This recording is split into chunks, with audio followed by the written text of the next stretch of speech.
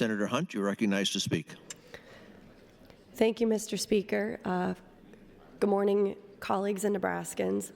This bill brings to mind, it reminds me of the first few years that I was here, when every year the bill that would come up was the bill to hit the kids from Senator Mike Groney, another senator who had to resign amidst allegations of sexual harassment because he was so passionate about corporal punishment and being able to have teachers hit the kids in school that was the thing we were discussing every year.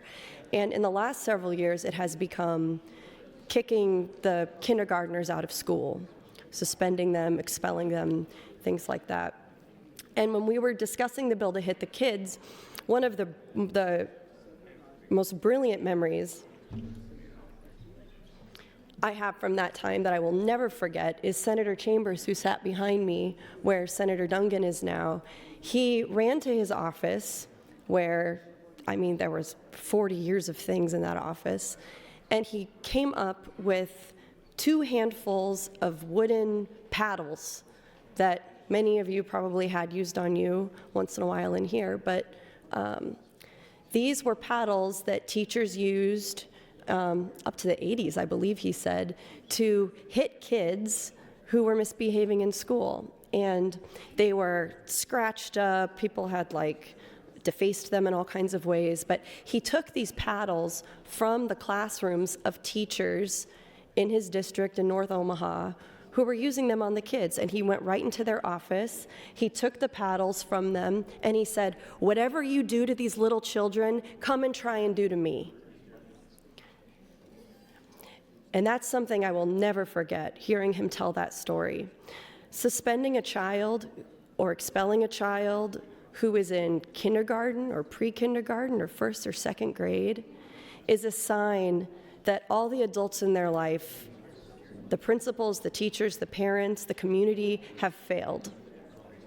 But the least powerful person in that scenario, the child, the one who is least responsible, is being labeled, punished, and held accountable.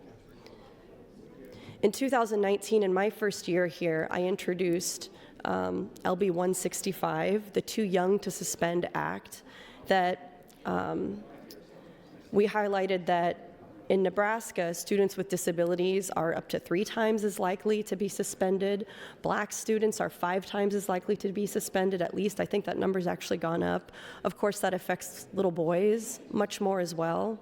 And Nebraska, at the time, that put us second highest in the nation in terms of disparity of suspension of students by race.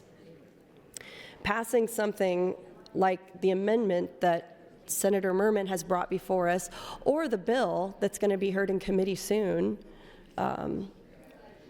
is not going to help us get out of that hole that we are in here in Nebraska, and that's something none of us should be proud of. Right now in this state, we have a governor pushing for cuts to the A&D waivers that allow people with developmental disabilities to live in their communities instead of in institutions. Although your President Donald Trump would like to bring those institutions back, signing this executive order saying that we're bringing back the insane asylum, so on and so forth, who do you think he's visualizing putting in there? These kids who get kicked out of school early in life, they're going to be on track to be in there, and that's all by design. These A&D waivers are what pay for in-home supports, respite care, all the assistance that makes daily life possible for these people with disabilities. At the same time, our DHHS department has reduced reimbursement rates for evidence-based treatments for children with autism. Again, these are the kids where if they aren't getting these early interventions, the challenges we see become more severe, more disruptive, more expensive to address. And then that brings us right back to this bill and the problems that we're claiming to try and solve. And layered on top of all of this, just days ago, as Senator Frederickson brought up, we have a governor of this state standing at a town hall using a slur toward the disabled community 3 times. The words that people in power use matter.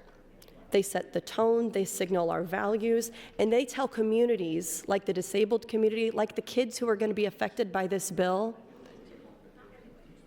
if they are worthy of dignity or if they are seen by the people making decisions about their lives, like us, like the governor, as a punchline. And when the highest elected official in the state uses a slur about disabled people and does it proudly, it sends a message about whose humanity is negotiable. Thank you, Mr. President.